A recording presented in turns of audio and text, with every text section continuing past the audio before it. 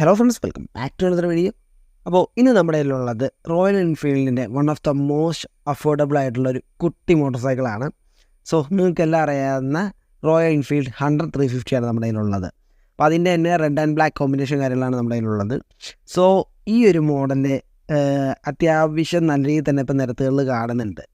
അതിന് ഏറ്റവും വലിയ കാരണം എന്താ വെച്ച് കഴിഞ്ഞാൽ അഫോർഡബിൾ ആയിട്ടുള്ള ഒരു പ്രൈസിങ് കാര്യങ്ങളാണ്. അതായത് റോയൽ എൻഫീൽഡ് മോട്ടോർ സൈക്കിൾ വെച്ച് നോക്കുമ്പോൾ ഏറ്റവും ലോവസ്റ്റ് പ്രൈസിങ് കാര്യങ്ങളിലും അതുപോലെ തന്നെ ഏതൊരാൾക്കും ഹാൻഡിൽ ചെയ്യാൻ പറ്റുന്ന രീതിയിലൊരു ഷോർട്ട് മോട്ടോർ സൈക്കിളായിട്ടാണ് റോയൽ എൻഫീൽഡ് ഈ ഒരു മോഡൽ ലോഞ്ച് ചെയ്തിട്ടുള്ളത്. അപ്പോൾ ഇന്ന് ഈ ഒരു മോഡലിൻ്റെ ഡീറ്റെയിൽ റിവ്യൂ കാര്യങ്ങളാണ് നമ്മൾ വന്നിട്ടുള്ളത്. സോ റൈഡിങ് റിവ്യൂ, അതുപോലെ തന്നെ പ്രൈസിങ്, നെഗറ്റീവ്, പോസിറ്റീവ്, സ്പെസിഫിക്കേഷൻ എല്ലാം ഇൻക്ലൂഡ് ചെയ്ത് നമുക്കൊരു റിവ്യൂ കാര്യങ്ങൾ ചെയ്താലോ. ഓക്കെ, അപ്പോൾ അതിൻ്റെ വീഡിയോയിലോട്ട് പോവാം. ഓക്കെ, അപ്പോൾ അങ്ങനെ മഴയ്ക്കും പോയിട്ടോ. അപ്പോൾ നമ്മളവിടെ നിർത്തിയത് ഓക്കെ ഡിസൈൻ വൈസ് തന്നെയാണ് നമ്മൾ സ്റ്റാർട്ട് ചെയ്തത്. അപ്പോൾ ഡിസൈൻ വൈസ് നോക്കുകയാണെന്നുണ്ടെങ്കിൽ ഒരു രക്ഷയില്ലാത്തൊരു ലുക്കും കാര്യങ്ങളൊക്കെയാണ് ഈ ഒരു മോഡൽ നൽകിയിട്ടുള്ളത്. ഫ്രണ്ടിൽ നമുക്ക് ആ ഒരു റെട്രോ ലുക്കും കാര്യങ്ങളും നല്ല റൗണ്ടറായിട്ടുള്ള ഹെഡ്ലൈറ്റ് കാര്യങ്ങളാണ് നൽകിയിട്ടുള്ളത്. ഹാലജനാണ് നമുക്ക് പാർക്ക് ലൈറ്റും അതുപോലെ ഹെഡ്ലൈറ്റും കാര്യങ്ങളും നൽകിയിട്ടുള്ളത്. അത്യാവശ്യം ഡീസൻ്റ് ആയിട്ടുള്ള വിസിബിലിറ്റി കാര്യങ്ങൾ നൽകുന്നുണ്ട്. ഇതിനൊരു LED ഹെഡ്ലൈറ്റ് ഒരു അപ്ഗ്രേഡ് നൽകണമെന്ന് എനിക്ക് പേഴ്സണലി തോന്നുന്നില്ല. പിന്നെ ഇൻഡിക്കേറ്റർ ആണെങ്കിലും നമുക്ക് ഹാലജൻ തന്നെയാണ്. ആ യെല്ലോ കവറിങ് കാര്യങ്ങളൊക്കെയാണ് ഇതിന് നൽകിയിട്ടുള്ളത്. അപ്പോൾ ഒരു LED ആണ് നിങ്ങൾ നോക്കുന്നതെന്നുണ്ടെങ്കിൽ ഈ ഒരു വണ്ടി മേ ബി നിങ്ങൾ സാറ്റിസ്ഫൈ ചെയ്യുന്നില്ല. പിന്നെ വൈസർ ആണെങ്കിൽ തന്നെ നമ്മളിത് എക്സ്ട്രാ അക്സസറീസ് ആയിട്ട് ചെയ്തതാണ്. അപ്പോൾ റോയൽ എൻഫീൽഡിൽ നിന്ന് ഇറക്കാൻ നേരത്ത് തന്നെ ഷോറൂമിൽ നിന്ന് തന്നെ ചെയ്തതാണ്. അപ്പോൾ അവരുടെ പ്രൈസും കാര്യങ്ങൾ കുറച്ച് ഹൈ ആയിട്ട് എനിക്ക് ഫീൽ ചെയ്തു. അക്സസറീസിന് കാര്യങ്ങൾക്ക് ഒരു 2350 രൂപയാണ് ഈ ഒരു ഇതിനായത്. പിന്നെ ഇനി സസ്പെൻഷൻ്റെ ആ ഒരു ബൂട്ട് കവറിങ് കാര്യങ്ങളൊക്കെ നൽകിയിട്ടുള്ളത് എന്തുകൊണ്ടും നല്ലതാണെന്ന് എനിക്ക് ഒരു വണ്ടി യൂസ് ചെയ്തപ്പോഴാണ് മനസ്സിലായത്. കാരണം നല്ല രീതിയിൽ തന്നെ ചെളി കാര്യങ്ങൾ തെറിക്കുമ്പോഴും ആ ഒരു സസ്പെൻഷൻ്റെ ഭാഗത്തോട്ട് ആ ഒരു പ്രൊട്ടക്ഷൻ കാര്യങ്ങൾ നൽകുന്നുണ്ട്.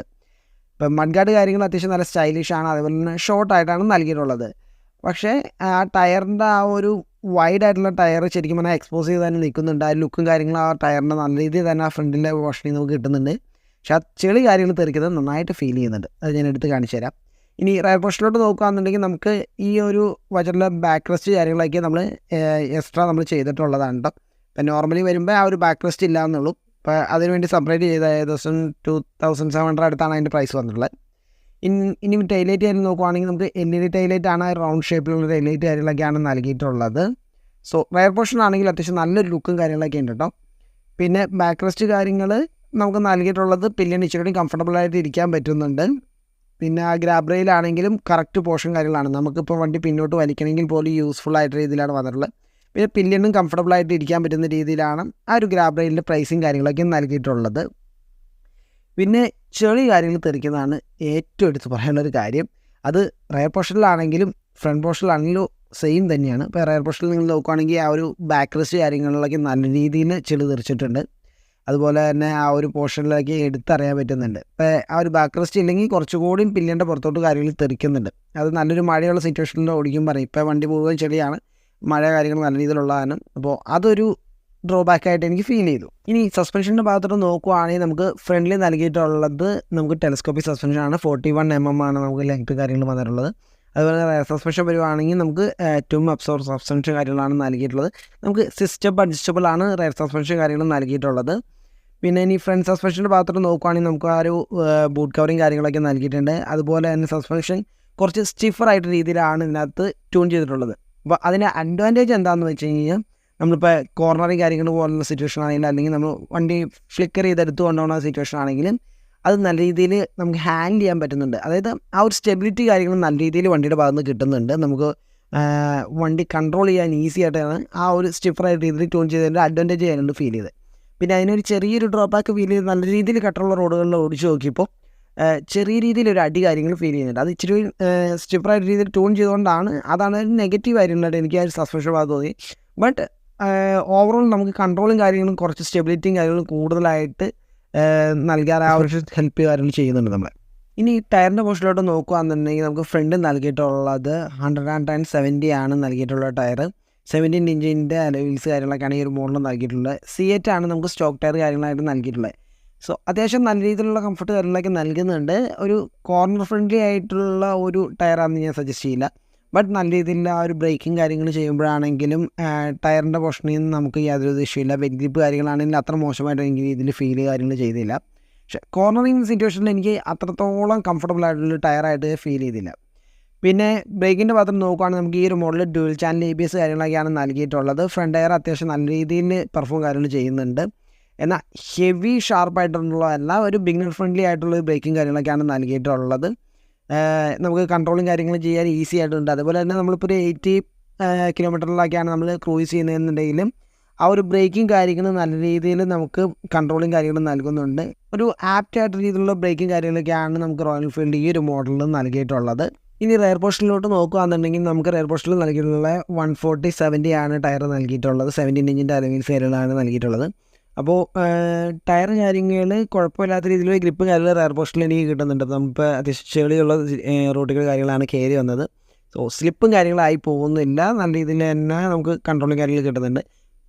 ഓവറോൾ ഒരു നീറ്റായിട്ടുള്ള ടയറും കാര്യങ്ങളൊക്കെയാണ്. ബട്ട് അത്രയ്ക്ക് വെറ്റ് ഗ്രിപ്പ് കാര്യങ്ങൾ എനിക്ക് ഫീലും ചെയ്തില്ല. ഓക്കെ, ഈ ബ്രേക്കിങ്ങിൻ്റെ ഭാഗത്ത് നോക്കുകയാണെങ്കിൽ ഡ്യുവൽ ചാനൽ ABS ആണ് ഈ ഒരു മോഡൽ നൽകിയിട്ടുള്ളത്. നമുക്ക് റെയർ പോർഷനിൽ നൽകിയിട്ട് 270 mm ഡിസ്ക് കാര്യങ്ങളാണ് നൽകിയിട്ടുള്ളത്. അത്യാവശ്യം നല്ല രീതിയിൽ തന്നെ ബ്രേക്ക് കാര്യങ്ങൾ പോകുന്നുണ്ട്. ആ ഒരു ABSൻ്റെ പെർഫോമൻസ് കാര്യങ്ങൾ നമുക്ക് കറക്റ്റായിട്ട് കിട്ടുന്നുണ്ട്. ആ ABSൻ്റെ ഒരു ടയർ ലോക്ക് ആവാണ്ടുള്ള ഒരു പെർഫോമൻസ് കാര്യങ്ങളൊക്കെ നല്ല രീതിയിൽ നമുക്ക് ആ ഒരു പെഡൽ കാര്യങ്ങൾ അറിയാൻ പറ്റുന്നുണ്ട്. സോ നല്ലൊരു നീറ്റ് ബ്രേക്കിംഗ് കാര്യങ്ങളൊക്കെയാണ് ഈ ഒരു മോഡൽ നൽകിയിട്ടുള്ളത്. ബ്രേക്കിങ്ങിൻ്റെ ഭാഗത്ത് എനിക്ക് യാതൊരുവിധ നെഗറ്റീവ് കാര്യങ്ങളൊന്നും ഈ ഒരു മോഡൽ തോന്നിയിട്ടില്ല കേട്ടോ. ഫ്രണ്ട് ആണെങ്കിലും റയർ പോർഷൻ ആണെങ്കിലും ബ്രേക്കിംഗ് കാര്യങ്ങളെല്ലാം അത്യാവശ്യം പെർഫോമൻസ് എല്ലാം പക്കയായിട്ട് തന്നെ കിട്ടുന്നുണ്ട്. ഓക്കെ, അപ്പോൾ അത്രയൊക്കെയാണുള്ളത്. പിന്നെ അത്യാവശ്യം നല്ല രീതിയിൽ തന്നെ വണ്ടിയിൽ ചെളി കാര്യങ്ങളുണ്ട്. കാരണം നല്ല രീതിയിൽ മഴയും കാര്യങ്ങളുള്ള സിറ്റുവേഷൻ ഉണ്ട്. എത്രയൊക്കെ കഴിയിട്ട് ഒരു കാര്യമില്ല, വീണ്ടും വീണ്ടും ചെളിയായിക്കൊണ്ടിരിക്കുകയാണ്. ഇപ്പോൾ മഴയായിരുന്നു, ഇപ്പോൾ അത് വെയിലായി. ഒരു ഉറപ്പുമില്ല ഇതിൻ്റെ കേസിൽ എന്താ മാറണമെന്നുള്ളത്. ഓക്കെ, അപ്പോൾ ഇനി നമുക്ക് എഞ്ചിൻ പോർഷനിലോട്ട് നോക്കുകയാണെന്നുണ്ടെങ്കിൽ നമുക്ക് ഒരു 349cc എഞ്ചിനാണ് ഈ മോഡൽ നൽകിയിട്ടുള്ളത്. ഫുള്ളി പൗഡർ കോട്ടർ ആണ് കേട്ടോ. നമുക്ക് സൈലൻസർ പോർഷൻ ആണെങ്കിൽ ഫുള്ളി പൗഡർ കോട്ടർ കാര്യങ്ങളൊക്കെയാണ് നൽകിയിട്ടുള്ളത്. ക്രോം എലമെൻറ്റ്സ് കാര്യങ്ങൾ വളരെ മിനിമലിസ്റ്റിക് ആയിട്ടാണ് ഈ മോഡൽ നൽകിയിട്ടുള്ളത്. അപ്പോൾ ആകെ ഒരു നെട്ടും ബോൾട്ട് കാര്യങ്ങളിലൊക്കെയാണ് ക്രോം എലമെൻറ്റ്സ് കാര്യങ്ങൾ കാണാൻ പറ്റുന്നത്. ബാക്കി ഫുള്ളി നമുക്ക് പൗഡർ കോട്ടർ ആണ്. അപ്പോൾ റോയൽ എൻഫീൽഡ് കാര്യങ്ങളിൽ തുരുമ്പ് കാര്യങ്ങൾ എടുത്ത് കാണുന്നു എന്നുള്ളൊരു കൺസേൺ കാര്യങ്ങൾ വേണ്ടി വരില്ല.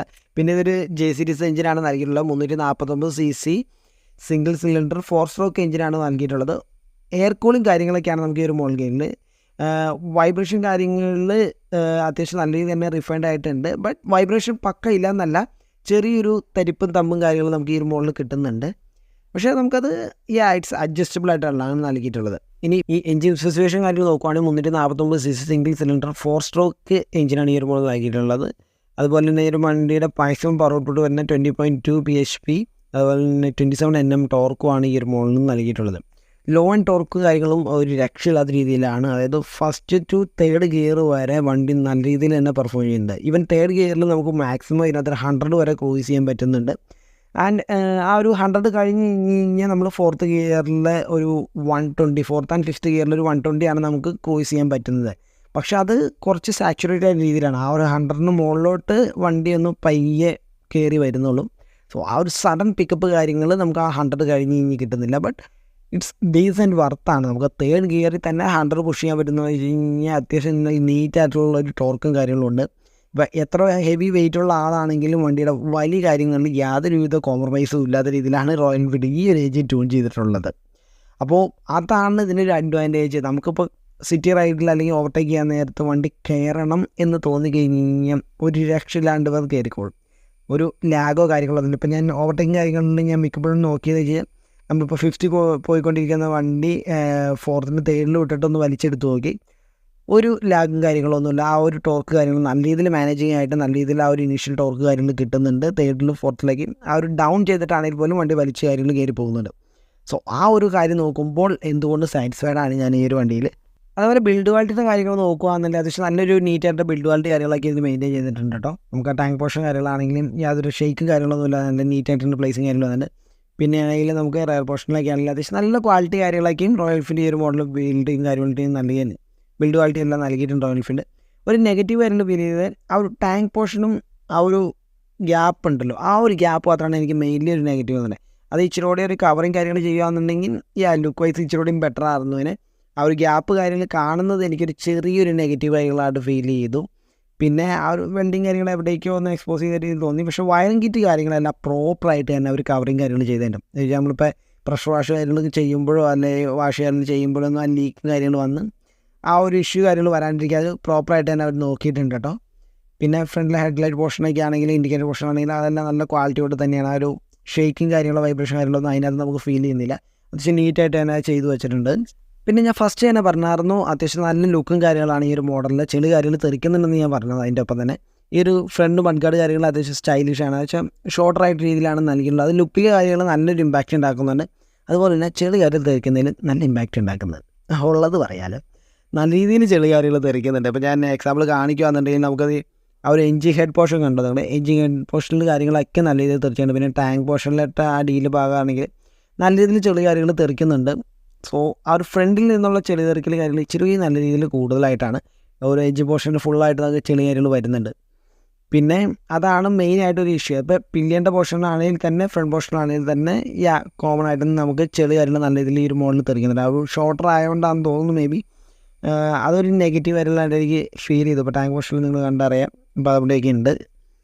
അപ്പോൾ അത് ആണ് എനിക്കൊരു നെഗറ്റീവായിട്ട് ഫീൽ ചെയ്തൊരു കാര്യം. ഓക്കെ, ഈ സീറ്റിൻ്റെ പോർഷനിലോട്ട് നോക്കുകയാണെങ്കിൽ അത്യാവശ്യം നല്ല കുഷനോടും നല്ല കംഫർട്ടബിൾ ആയിട്ടുള്ള സീറ്റ് എല്ലാം നൽകുന്നത്. റൈഡറിന് മാത്രമല്ല പില്ലിയനും അതുപോലെ തന്നെ നല്ല രീതിയിലൊരു കംഫർട്ടബിളും കുഷനും കാര്യങ്ങളൊക്കെ ഉള്ള സീറ്റാണ്. അപ്പം മെയിനായിട്ടും ലോങ് ട്രാവലിംഗ് കാര്യങ്ങൾ ചെയ്യുന്നവർക്ക് വേണ്ടിയുള്ള രീതിയിലാണ് ഇത് ടൂൾ കാര്യങ്ങൾ ചെയ്തിട്ടുള്ളത്. അപ്പോൾ ആ ഒരു സീറ്റിംഗ് കംഫർട്ട് കാര്യങ്ങൾ എനിക്ക് നല്ല രീതിയിൽ ഞാൻ സാറ്റിസ്ഫൈഡ് ആണ്. ഇപ്പോൾ വണ്ടി ഓടിച്ചപ്പോഴൊക്കെ ഇപ്പോൾ ലോങ് ട്രാവൽ കാര്യങ്ങൾ ചെയ്യുന്ന പോലെ തന്നെ നമ്മളിപ്പോൾ സിറ്റി റൈഡിങ്ങിലാണെങ്കിലും ആ സീറ്റിൻ്റെ ഭാഗത്ത് നിന്ന് യാതൊരു ഇറിറ്റേഷനോ കാര്യങ്ങളൊന്നുമില്ല, നല്ല കംഫർട്ടബിൾ ആയിട്ട് കിട്ടുന്നുണ്ട്. ഓക്കെ, അപ്പോൾ ഇനി വണ്ടിയിൽ കയറിയതിന് ശേഷം ബാക്കി നോക്കാം. ഓക്കെ, അപ്പോൾ ഈ ഒരു സീറ്റിങ്ങിൽ ഇരിക്കുമ്പോൾ നമുക്ക് 2 കാലും ഹാഫ് പ്ലാന്റഡ് ഫുഡാണ് കിട്ടുന്നത്. ഇപ്പോൾ എൻ്റെ ഒരു ഹൈറ്റ് വരുന്നത് 162 സെൻറ്റിമീറ്ററാണ്. ഈ ഒരു ഹൈറ്റ് വെച്ച് ഈസി ആയിട്ട് തന്നെ നമുക്ക് ഹാൻഡിൽ ചെയ്യാൻ പറ്റുന്നുണ്ട്. ഷോർട്ടറായിട്ടുള്ള മോട്ടോർ സൈക്കിളാണ്. അതുകൊണ്ട് തന്നെ ഇപ്പോൾ ഹൈറ്റ് കുറഞ്ഞൊരു വ്യക്തിയാണ് നിങ്ങളെങ്കിലും ഈ ഒരു വണ്ടി ഹാൻഡിൽ ചെയ്യാൻ യാതൊരു ബുദ്ധിമുട്ട് കാര്യങ്ങളും ഉണ്ടാവില്ല. അപ്പം നമുക്ക് ഈസി ആയിട്ട് തന്നെ ഹാൻഡിൽ ചെയ്യാം. ഇപ്പോൾ സിറ്റിയിലാണെങ്കിൽ ഇത് വണ്ടി വളച്ചെടുത്ത് കൊണ്ടുപോകണമെങ്കിൽ യാതൊരുവിധ ബുദ്ധിമുട്ട് കാര്യങ്ങളൊന്നും വണ്ടിയുടെ ഭാഗത്ത് നിന്ന് കിട്ടുന്നില്ല. ടാങ്ക് പോർഷൻ കാര്യങ്ങൾ നോക്കുകയാണെങ്കിൽ അത്യാവശ്യം നല്ല പ്രീമിയം ക്വാളിറ്റി തന്നെയാണ് ആ ഒരു പെയിൻറ്റിങ് കാര്യങ്ങളൊക്കെ നൽകിയിട്ടുണ്ട്. പിന്നെ ആ ഒരു E20 പെട്രോൾ കാര്യങ്ങളൊക്കെ അവിടെ മെൻഷൻ ചെയ്തിട്ടുണ്ട്. സോ ഫ്രണ്ട് ലുക്ക് കാര്യങ്ങൾ അത്യാവശ്യം നല്ല സാറ്റിസ്ഫൈയിങ് ആണ്. നമുക്ക് ആ ഒരു ലുക്കും കാര്യങ്ങളും വളരെയധികം സാറ്റിസ്ഫൈങ് ആവുന്നുണ്ട്. പിന്നെ ഫ്രണ്ട് പോർഷനിൽ നോക്കുമ്പോൾ നമ്മൾ ഒരു ഹൈറ്റിൽ ഇരിക്കുന്ന രീതിയിലാണ്. നമ്മളൊരു കുഴിയിൽ ഇരുന്ന് ഓടിക്കുന്ന ഫീലൊന്നുമല്ല, കുറച്ചുകൂടി അപ്പർ റൈറ്റ് ആയിട്ടുള്ള രീതിയിലാണ് നമുക്ക് റൈഡിംഗ് പോർഷൻ കാര്യങ്ങൾ വരുന്നത്. അതുപോലെ തന്നെ നമുക്ക് സ്പോർട്ടി ആയിട്ടുള്ള റൈഡിംഗ് പോർഷൻ വേണമെന്നുണ്ടെങ്കിൽ പൊടിക്ക് പുറകിലോട്ട് ഇറങ്ങി കഴിഞ്ഞാൽ നമുക്ക് ആ ഒരു സ്പോർട്ടി ആയിട്ടുള്ള റൈഡിംഗ് പോർഷൻ കാര്യങ്ങൾ കിട്ടുകയും ചെയ്തു കേട്ടോ. പിന്നെ ഈ സ്വിച്ചസ് കാര്യങ്ങളിലോട്ട് നോക്കുകയാണെങ്കിൽ നമുക്ക് റൈറ്റ് സൈഡിൽ നമുക്കൊരു എൻജിൻ സ്വിച്ച്, ഇഗ്നിഷനെല്ലാം നമുക്ക് ആ ഒരു റൗണ്ടർ രീതിയിലുള്ള സ്വിച്ചും കാര്യങ്ങളൊക്കെയാണ് നൽകിയിട്ടുള്ളത്. നമ്മൾ പ്രീവിയസ് ഇപ്പോൾ ക്ലാസ്സിലേക്ക് വന്നുകൊണ്ടിരിക്കുന്ന ആ ഒരു സെയിം സ്വിച്ച് മെത്തേഡ് കാര്യങ്ങളാണ്. പിന്നെ ഒരു ഹസാർഡിൻ്റെ ഒരു സ്വിച്ചും കാര്യങ്ങളും നൽകിയിട്ടുണ്ട്. അതാണ് റൈറ്റിൽ വന്നിട്ടുള്ളത്. ലെഫ്റ്റിലോട്ട് നോക്കുകയാണെങ്കിൽ നമുക്കൊരു ഡിമ്മും ബ്രൈറ്റ് പാസ്, അത് നമുക്ക് ആ ഒരു റൗണ്ട് ഷേപ്പിലാണ് നൽകിയിട്ടുള്ളത്. പിന്നെ ഇൻഡിക്കേറ്റർ, ഹോണ്, പിന്നെ അഡീഷണൽ ആയിട്ടൊരു സ്വിച്ച് നമുക്ക് നൽകിയിട്ടുള്ളത് ഈ ഒരു പോർഷനിലാണ് ഒരു ഐ ബട്ടൺ കാര്യങ്ങൾ നൽകിയിട്ടുണ്ട്. അത് എന്തിനാണെന്നുള്ളത് ഞാൻ കാണിച്ചു തരാം. നമുക്ക് മീറ്റർ കൺസോൾ കാര്യങ്ങളിൽ കൺട്രോൾ ചെയ്യാനാണ്. മീറ്റർ കൺസോൾ ഒന്ന് ഓണാക്കി കാണിച്ചു തരാം ഞാൻ. ഓക്കെ, നല്ല സൺലൈറ്റുള്ള ടൈമാണ്, ഇപ്പോൾ ക്ലിയർ ആണെന്ന് വിചാരിക്കുന്നു ഞാൻ. സോ ഇതാണ് സൺലൈറ്റ് ടൈമിലുള്ള വിസിബിലിറ്റി കാര്യങ്ങളൊക്കെ ഈ മീറ്റർ കൺസോൾ വരുന്നത്. അപ്പോൾ അനലോഗ് പ്ലസ് ഡിജിറ്റൽ മീറ്റർ കൺസോളാണ് ഈ മോഡൽ നൽകിയിട്ടുള്ളത്. പിന്നെ എനിക്ക് ഈ മീറ്റർ കൺസോളിൽ ഒരു നെഗറ്റീവ് കാര്യങ്ങൾ ചെയ്തത്, ഫീച്ചേഴ്സ് പറയുന്നതിന് മുമ്പ് ഞാൻ പറയാം, ഒരു ഈർപ്പം കാര്യങ്ങൾ കാണുന്നുണ്ട്. നിങ്ങൾക്ക് കാണാൻ പറ്റുന്നുണ്ടെന്ന് വിചാരിക്കുന്നു ഞാൻ. ആ ഒരു ഗിയറിൻ്റെ 1ൻ്റെ അവിടെയൊക്കെ നമുക്ക് കാണാം ഒരു ഈർപ്പം കാര്യങ്ങൾ വരുന്നുണ്ട്. പിന്നെ ആ ഒരു 140 കിലോമീറ്റർ സ്പീഡിൻ്റെ ആ ഒരു പോർഷനിലേക്ക് നമുക്ക് ഈർപ്പം കാര്യങ്ങൾ കാണുന്നുണ്ട്. അത് ഈ ഒരു മീറ്റർ കൺസോളിൽ ഞാൻ പല തവണ നോട്ട് ചെയ്തൊരു കാര്യമാണ്. ഈ ഒരു ഈർപ്പം കാര്യങ്ങൾ കയറുന്നുണ്ട്. ഓക്കെ, അതാണ് നെഗറ്റീവ്. ഡിജിറ്റൽ പ്ലസ് അനലോഗാണ് ഈ ഒരു മീറ്റർ കൺസോൾ ആയിട്ട് വരുന്നത്. നമുക്ക് ആ ഒരു സ്പീഡോമീറ്റർ കാര്യങ്ങളൊക്കെ നമുക്ക് അനലോഗ് കാര്യങ്ങളാണ് നൽകിയിട്ടുള്ളത്. അതുപോലെ തന്നെ ടൈം, ഫ്യൂൽ ഇൻഡിക്കേഷൻ, ഓഡോമീറ്റർ, പിന്നെ ഗിയർ പുഷ് ഇൻഡിക്കേറ്റർ കാര്യങ്ങളെല്ലാം നമുക്ക് ഡിജിറ്റലാണ് നൽകിയിട്ടുള്ളത്. പിന്നെ ഫ്യൂൽ ഇൻഡിക്കേഷൻ നമുക്ക് ടോപ്പിലായിട്ട് നൽകിയത്, അതുപോലെ കാര്യങ്ങളൊക്കെ. ഇനിയിപ്പോൾ നമുക്ക് ആ ഒരു ട്രിപ്പ് 1 ട്രിപ്പ് 2 കാര്യങ്ങൾ കൺട്രോൾ ചെയ്യാനായിട്ട് നമുക്കിത് ഈ ഒരു ഐ ബട്ടണിലാണ്. അപ്പോൾ ജസ്റ്റ് മാറ്റി നോക്കണം. ഓഡോമീറ്റർ ട്രിപ്പ് 1 ട്രിപ്പ് 2 ഇതിൻ്റെ ഓഡോമീറ്റർ കാര്യങ്ങൾ സോ ഈസി ആയിട്ട് നമുക്ക് കൺട്രോൾ ചെയ്യാം. അതെനിക്ക് വളരെ ഇഷ്ടപ്പെട്ടൊരു കാര്യമാണ് ഉണ്ടാവും. കാരണം നമ്മൾ റൈഡ് ചെയ്യാൻ നേരത്ത് വെറുതെ കൈയെടുത്ത് മീറ്റർ കൺസോളിൻ്റെ ഉള്ളിലോട്ട് കിടന്ന് പ്രസ് ചെയ്യേണ്ട ഒരു ഇഷ്യൂ കാര്യങ്ങളൊന്നും വരില്ല. ഇപ്പോൾ റൈഡ് ചെയ്യാമെന്ന രീതി ഇവിടെ പിടിച്ച് ഞെക്കിക്കൊണ്ടിരിക്കേണ്ടി വരും. അതിൽ എളുപ്പമാണ് നമുക്ക് ഇവിടെ തന്നെ അതെല്ലാം മാറ്റിയ കാര്യങ്ങൾ ചെയ്യാൻ പറ്റുന്നത്. നൈസായിട്ടാണ് നല്ല പ്ലേസ് കാര്യങ്ങൾ ചെയ്ത് വെച്ചിട്ടുള്ളത്. പിന്നെ ഇൻഡിക്കേറ്റർ അതേപോലുള്ള ഇഗ്നിഷൻ, ബാക്കി ABSൻ്റെ ഇൻഡിക്കേഷൻ, അങ്ങനെ എല്ലാ കാര്യങ്ങളും നമുക്ക് ഈ തൊട്ട് താഴെയായിട്ട് തന്നെയാണ് നൽകിയിട്ടുള്ളത്. അപ്പോൾ ഓവറോൾ വേണ്ട എല്ലാ ഫീച്ചേഴ്സും ഇൻക്ലൂഡ് ചെയ്തൊരു മിനിമലിസ്റ്റിക് ആയിട്ടുള്ളൊരു നമുക്ക് അത്യാവശ്യം നല്ല വിസിബിലിറ്റി നൽകുന്ന ഒരു മീറ്റർ കൺസോൾ കാര്യങ്ങളൊക്കെയാണ് ഈ ഒരു മോഡലിൽ നൽകിയിട്ടുള്ളത്. പിന്നെ ഈ ഈർപ്പം കയറുന്നതാണ് ഒരു ഇഷ്യൂ കാര്യങ്ങളായിട്ട് ഈ ഒരു മീറ്റർ കൺസോൾ എനിക്ക് പറയാനുള്ളത്. പിന്നെ നല്ല മിറേഴ്സാണെങ്കിലും കുഴപ്പമില്ല. പക്ഷേ നമുക്ക് ആ ഒരു പൊടി വൈബ്രേഷൻ കാര്യങ്ങൾ, അതേപോലെ വണ്ടി ഒന്ന് കട്ടറിൽ കാര്യങ്ങൾ ചാടുമ്പോൾ ആ ഒരു മിറേഴ്സ് കാര്യങ്ങളിലേക്ക് പൊസിഷൻ ചേഞ്ച് ആവുന്നുണ്ട്. ഓക്കെ, അതാണ് ഒരു ചെറിയ നെഗറ്റീവ്. കാരണം നമ്മളിപ്പോൾ ഓടിച്ച് ഒരു കട്ടറിൽ കാര്യങ്ങളൊക്കെ ചാടുമ്പോഴേക്കും ആ മീറ്ററിൻ്റെ പൊസിഷൻ കാര്യങ്ങൾ ചേഞ്ച് ആവുന്നത്. അതേപോലെ തന്നെ ആ ഒരു തമ്പ് കാര്യങ്ങൾ കറക്റ്റായിട്ട് നമ്മുടെ മീറ്ററിൽ ഒരു ചെറിയൊരു വൈബ്രേഷൻ കാര്യങ്ങളൊക്കെ നമുക്ക് ഫീൽ ചെയ്യുന്നുണ്ട്. പിന്നെ വൈബ്രേഷൻ കാര്യങ്ങൾ എത്രത്തോളം ഉണ്ട് എന്ന് നോക്കി കഴിഞ്ഞ് കഴിഞ്ഞാൽ പൊട്ടിക്ക് നമുക്ക് ആ ഒരു 80 റേഞ്ച് എത്തുമ്പോൾ നമുക്ക് ഒരു ഹാൻഡിൽ പോർഷനിലോ അതല്ല ഫുഡ് പാക്കിലും കാര്യങ്ങളും കിട്ടുന്നുണ്ട്. അതുപോലെ തന്നെ ക്ലച്ചിൻ്റെ പോർഷനിലോട്ട് നോക്കുകയാണെന്നുണ്ടെങ്കിൽ ക്ലച്ച് അത്രയ്ക്ക് സ്മൂത്തല്ല, എന്നാൽ ഓവർ ഹാർഡും അല്ല, ഒരു മീഡിയം ലെവലാണ്. ബട്ട് പൊടിക്കൊരു ഹാർഡ്നെസ് കാരണം എനിക്ക് ഫീൽ ചെയ്തു. അതിപ്പോൾ നമ്മൾ ബമ്പർ ടു ബമ്പർ ട്രാഫിക് കാര്യങ്ങളിൽ ഓടിക്കുകയാണെന്നുണ്ടെങ്കിൽ അത് ചെറിയ രീതിയിൽ കയ്യിൻ്റെ ഒരു അനോയിങ് ആയിട്ട് എനിക്ക് ഫീൽ ചെയ്തു. ഞാനിപ്പോൾ കുറച്ച് ബമ്പർ ടു ബമ്പർ ട്രാഫിക് പോലെ ഓടിച്ച് നോക്കിയപ്പോഴാണത് ഫീലിംഗ് കാര്യങ്ങൾ ചെയ്തത്. സോ ഒരു സിറ്റി റൈഡിങ് കാര്യങ്ങളിൽ മേ ബി ചെറിയൊരു ഇറിറ്റേഷൻ കാര്യങ്ങൾ ഫീൽ ചെയ്യാൻ ചാൻസ് ഉണ്ട്. ബട്ട് അത്രയ്ക്ക് ഹെവി ആയിട്ടുള്ള ഒരു ഇഷ്യൂ ഒന്നും അല്ല. ഒരു ലൈറ്ററായിട്ട് എനിക്ക് നോർമലിൽ നിന്ന് കുറച്ചുകൂടി ഉള്ള ഒരു സ്റ്റിഫായിട്ട് രീതിയിൽ ഫീൽ ചെയ്യാനും ചെയ്തു. ഓക്കെ, അപ്പോൾ ഈ ഒരു മോളുടെ എക്സോസ്റ്റ് കാര്യങ്ങളൊക്കെ ഷോർട്ട് ആണെങ്കിൽ അത്യാവശ്യം നല്ല ബേസും ലൗഡറും ആയിട്ടുള്ള എക്സോസ്റ്റ് കാര്യങ്ങളൊക്കെയാണ് നൽകിയിട്ടുള്ളത്. ഓക്കെ, അപ്പോൾ ഞാൻ ജസ്റ്റ് എക്സോസ്റ്റ് നോട്ട് ഞാൻ കേൾപ്പിച്ചു തരാം. ഓക്കെ,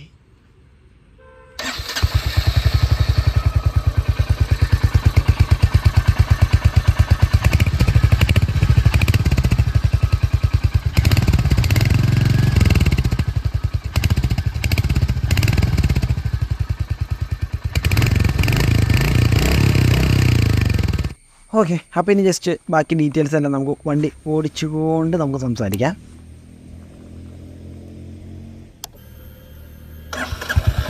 ഓക്കെ, അപ്പം മെയിൻ വഴിയിലോട്ട് കയറിയിട്ട് ബാക്കി ഡീറ്റെയിൽസ് ഞാൻ പറയാം കേട്ടോ.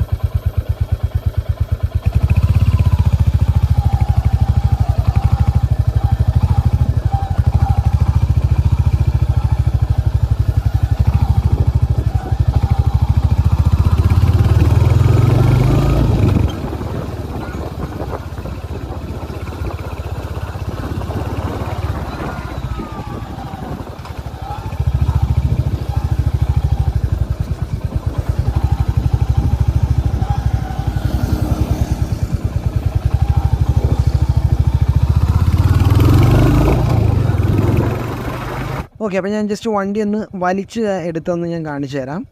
ഓക്കെ, ഇപ്പോൾ ഇനീഷ്യൽ ടോർക്കും കാര്യങ്ങളും നിങ്ങൾക്ക് ക്ലിയർ ആയിട്ട് മനസ്സിലാവുന്ന കേൾക്കുന്ന ഒരു വീഡിയോയിൽ.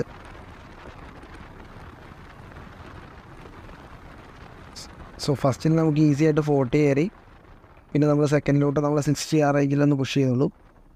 അപ്പോൾ നമ്മൾ തേർഡ് ഗിയറിൽ നമുക്ക് ആ ഒരു 80+ നമുക്ക് കയറുന്നുണ്ട്. പക്ഷേ വളവ് കാര്യങ്ങൾ വന്നു. അപ്പോൾ നിങ്ങൾ കണ്ടുമല്ലോ, അത്യാവശ്യം നല്ല രീതിയിൽ തന്നെ വലിച്ചെടുത്ത് പോരുന്നുണ്ട്. അപ്പോൾ യാതൊരു വിധത്തിൽ ലാഗോ കാര്യങ്ങളൊന്നും ഫീൽ ചെയ്യുന്നില്ല. സോ തേർഡ് ഗിയറിൽ തന്നെ നമുക്ക് ആ ഒരു 80 റേഞ്ചിലോട്ട് നമുക്ക് വണ്ടി വലിച്ചു കയറുന്നുണ്ട്. സോ ഇനീഷ്യൽ ടോർക്കും ആ ഒരു പുള്ളിയും കാര്യങ്ങളും ഒരു രക്ഷയില്ലാത്ത രീതിയിലാണ് റോയൽ എൻഫീൽഡ് കൊടുത്തിട്ടുള്ളത്. അപ്പോൾ ഇനീഷ്യലും അതുപോലെ തന്നെ ആ ഒരു മിഡ് റേഞ്ചും കാര്യങ്ങളൊക്കെ നല്ല രീതിയിൽ തന്നെ ടോൾ ചെയ്തിട്ടുണ്ട്. അപ്പോൾ അത്യാവശ്യം നല്ല പൊട്ടൻഷ്യലുള്ള എഞ്ചിൻ കാര്യങ്ങളാണ്. പിന്നെ നമുക്ക് വൈബ്രേഷൻ കാര്യങ്ങളൊക്കെ നമുക്ക് ഫീൽ ചെയ്യുന്നത് ആ ഒരു വണ്ടിയുടെ ഹാൻഡിൽ പോർഷനിലും അതുപോലെ ഫുഡ് പാക്കിലുമാണ്. ലൈറ്ററായിട്ട് രീതിയിലാണ് എനിക്ക് ടാങ്ക് പോർഷനിൽ കാര്യങ്ങൾ കിട്ടിയത്.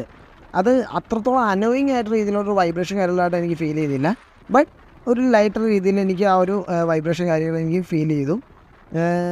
ഓക്കെ, നമുക്ക് ഹാൻഡിൽ ചെയ്യാൻ പറ്റുന്ന ഒരു വൈബ്രേഷൻ കാര്യങ്ങളല്ല. പ്രീവിയസ് ആ ഒരു ബുള്ളറ്റിൻ്റെ ഒരു വൈബ്രേഷൻ കാര്യങ്ങളൊന്നും നമ്മൾ എക്സ്പെക്റ്റ് ചെയ്യേണ്ട, അത്ര ഒന്നുമില്ല. അത്യാവശ്യം നല്ല റിഫൈൻഡ് തന്നെയാണ്. ബട്ട് ഒരു ലൈറ്റർ രീതിയിൽ വൈബ്രേഷൻ കാര്യങ്ങളൊക്കെ നമുക്ക് ഈ ഒരു മോഡലിലും ഫീൽ ചെയ്യുന്നുണ്ട്. പിന്നെ ഇനിയുള്ളത് ഹീറ്റിങ്ങിൻ്റെ കാര്യം നോക്കുകയാണെങ്കിൽ, ഹീറ്റിങ്ങിൻ്റെ കാര്യം എനിക്ക് കുറച്ച് ഹീറ്റിംഗ് കാര്യങ്ങൾ നമ്മൾ ആ ഒരു ടാങ്ക് പോർഷൻ്റെ ഇടയിൽ നമ്മളെ ഒരു തൈസിൻ്റെ അവിടെ നമ്മുടെ തുടയുടെ പോർഷനിലേക്ക് നമുക്കൊരു ഹീറ്റിംഗ് കാര്യങ്ങൾ കിട്ടുന്നുണ്ട്. മെയിനായിട്ടും ആ ഒരു പോർഷനിലോട്ടാണ് എനിക്ക് കൂടുതൽ ഹീറ്റിംഗ് കാര്യങ്ങൾ കിട്ടിയത്. എന്നാൽ അത്രയ്ക്ക് ഇറിറ്റേറ്റിംഗ് അല്ല, പക്ഷേ കുറച്ച് ഹീറ്റിംഗ് കാര്യങ്ങൾ വണ്ടി പ്രൊഡ്യൂസ് ചെയ്യുന്നുണ്ട്. അപ്പോൾ ഇപ്പം നിലവിൽ നമുക്ക് അത്യാവശ്യം നല്ല മഴയുള്ളൊരു സിറ്റുവേഷൻ ആയിട്ട് പോലും നമുക്ക് ചെറിയൊരു ലൈറ്ററായിട്ടുള്ള രീതിയിലൊരു ഹീറ്റിംഗ് കാര്യങ്ങൾ കിട്ടുന്നുണ്ട്. മേ ബി ഇനി എങ്ങനെയാണ് ഇനിയുള്ള ആ ഒരു വേനലായിട്ടുള്ള നല്ല ഹീറ്റിംഗ് കാര്യങ്ങളുള്ള, അതായത് ക്ലൈമറ്റിൻ്റെ ഹീറ്റിംഗ് കാര്യങ്ങൾ കൂടുതലുള്ള സിറ്റുവേഷനിൽ എങ്ങനെയാവും എന്നുള്ളത് നമുക്ക് യൂസ് ചെയ്യുന്നതിന് ശേഷം നമ്മൾ പിന്നെ വണ്ടിയുടെ മൈലേജ് കാര്യങ്ങൾ നോക്കുകയാണെങ്കിൽ നമ്മൾ നിലവിൽ മൈലേജ് ടെസ്റ്റ് കാര്യങ്ങൾ ചെയ്തില്ല. നമ്മൾ ജസ്റ്റ് ഫസ്റ്റ് സർവീസ് കാര്യങ്ങൾ കഴിഞ്ഞേ ഉള്ളൂ. ബട്ട് അറൗണ്ട് ഒരു 35 ആ റേഞ്ചിലാണ് നമുക്ക് മൈലേജ് കാര്യങ്ങളും നിലവിൽ വണ്ടിക്ക് കിട്ടുന്നത്. ഫസ്റ്റ് സർവീസ് കോസ്റ്റ് കാര്യങ്ങൾ എത്രത്തോളം നോക്കുകയാണെങ്കിൽ നമുക്ക് 1200 അടുത്താണ് നമുക്ക് ഫസ്റ്റ് സർവീസിൻ്റെ കോസ്റ്റും കാര്യങ്ങളും വന്നിട്ടുള്ളത്.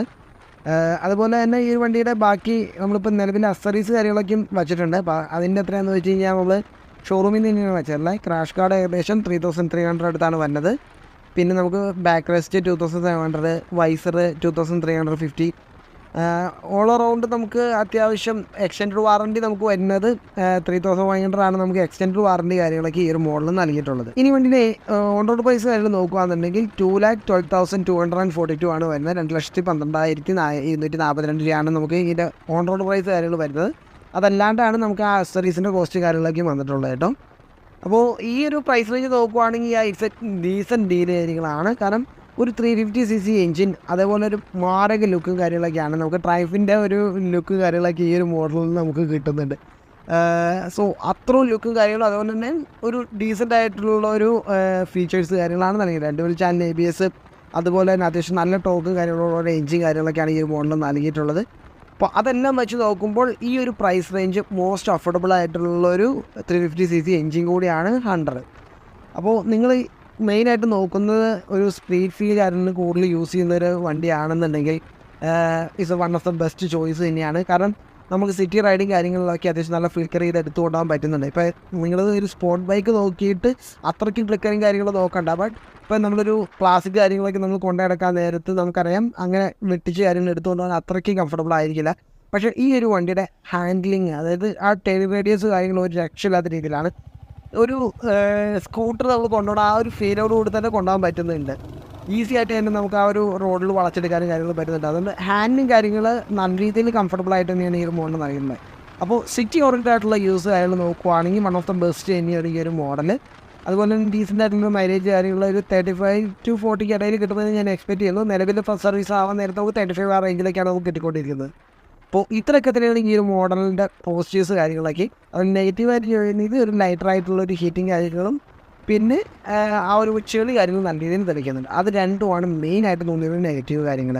Otherwise it's A better deal for you. മസ്റ്റായിട്ട് നിങ്ങളൊന്ന് ടെസ്റ്റ് ചെയ്ത് നോക്കുക. ഇത്തിരി ടോളറായിട്ടുള്ളൊരു വ്യക്തിയാണെന്നുണ്ടെങ്കിൽ മസ്റ്റായിട്ട് നിങ്ങൾ ടെസ്റ്റ് ചെയ്ത് നോക്കണം. കാരണം നിങ്ങൾക്ക് ആ ഒരു റൈഡിങ് കംഫർട്ട് കാര്യങ്ങൾ പക്കയായിട്ട് കിട്ടുന്നുണ്ടോ എന്നുള്ളത് നോക്കണം. കാരണം ഇച്ചിരി ഷോർട്ടായിട്ടുള്ള ഒരു വ്യക്തികൾക്ക് ഇച്ചിരി കംഫർട്ടബിൾ ആയിട്ടുള്ള രീതിയിലാണ് റോയൽ എൻഫീൽഡ് ഈ ഒരു മോഡൽ ട്യൂൺ ചെയ്തിട്ടുള്ളത്. അപ്പോൾ ഇത്രയൊക്കെ തന്നെയാണ് റോയൽ എൻഫീൽഡിൻ്റെ 100-350 ഡീറ്റെയിൽഡ് റിവ്യൂ കാര്യങ്ങൾ. നിങ്ങൾക്ക് ഇതിൻ്റെ ഡൗട്ടുള്ള കാര്യങ്ങൾ തീർച്ചയായിട്ടും കമൻറ്റ് ചെയ്യുക. അപ്പോൾ ഈ ഒരു മോഡലിൻ്റെ ഒരു കൂടുതൽ യൂസ് ചെയ്തതിന് ശേഷം നമ്മളൊരു യൂസർ റിവ്യൂ കാര്യങ്ങളായിട്ട് വരുന്നതായിരിക്കും. So see in next video. Thanks for watching. See then. Bye by.